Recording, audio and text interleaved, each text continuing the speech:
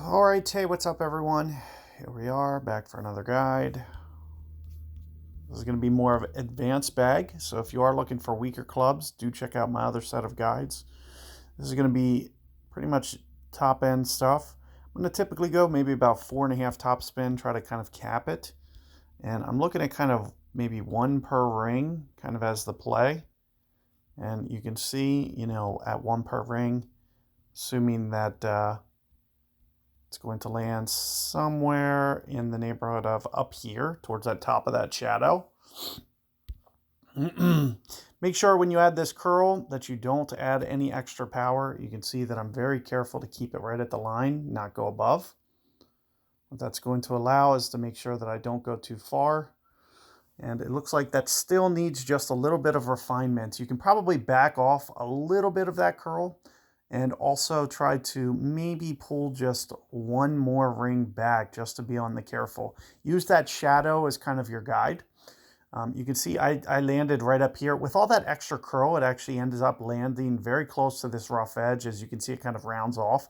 If I back off on that curl and keep it away from that rough, the only reason that I like to go 100 is because it allows me to kind of play it up more into the center of the fairway, and it's very consistent. I can always do 100. If I try to cut back and do like 70, it becomes a thing. Am I doing 70? Am I doing 80 curl? So doing 100 is better. So you're almost better off just tweaking your initial alignment as opposed to trying to curl less.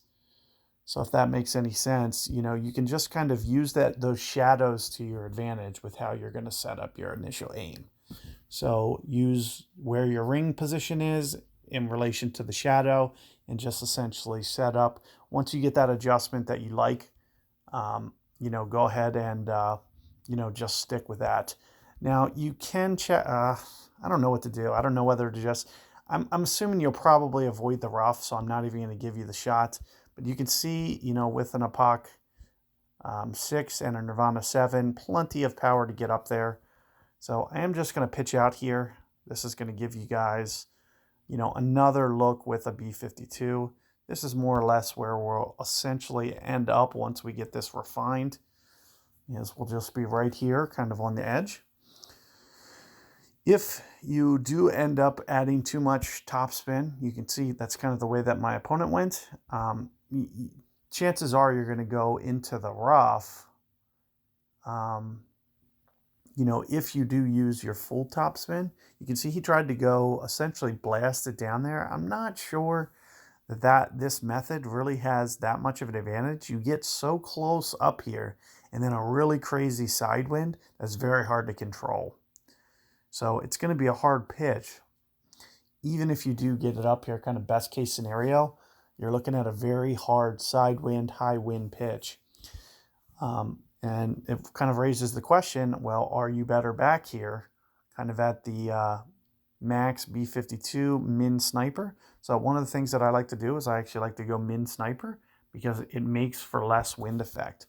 You'll see I typically use maybe about 4 on my back spin here. And right about here, you can see my ball guide offset is maybe about a grid here. Another thing that you can do is you can just overplay intentionally and put this right on the hole. So if I was to start this right on the hole, I'm just going to have to do an overplay this way. Keep in mind that I am towards min club. So an overplay for me may be 7 rings. That might even be too much, to be honest with you. Perfect ball. And another thing that you have to get, because you're never going to hit it to that exact same spot every time. It looks like 7 was actually perfect. So that's yet another way to go about doing it. But you'll have to make sure that you get to that same distance. Let's say I'm closer to the hole. It's going to have more wind effect. That 7 rings isn't going to be enough. If I'm closer to the actual min line than I was right there and drove it a little bit farther, I'm going to need to go less rings than that because it's going to have less air time. So you're going to have to still make tweaks. You can't just say, I'm just going to play, 0.6 less or 10%. It was essentially 10% less than the wind. If the wind's 7.6, I went 7. I'm essentially going 0.7 less, 0.6 less. It's about 9% less.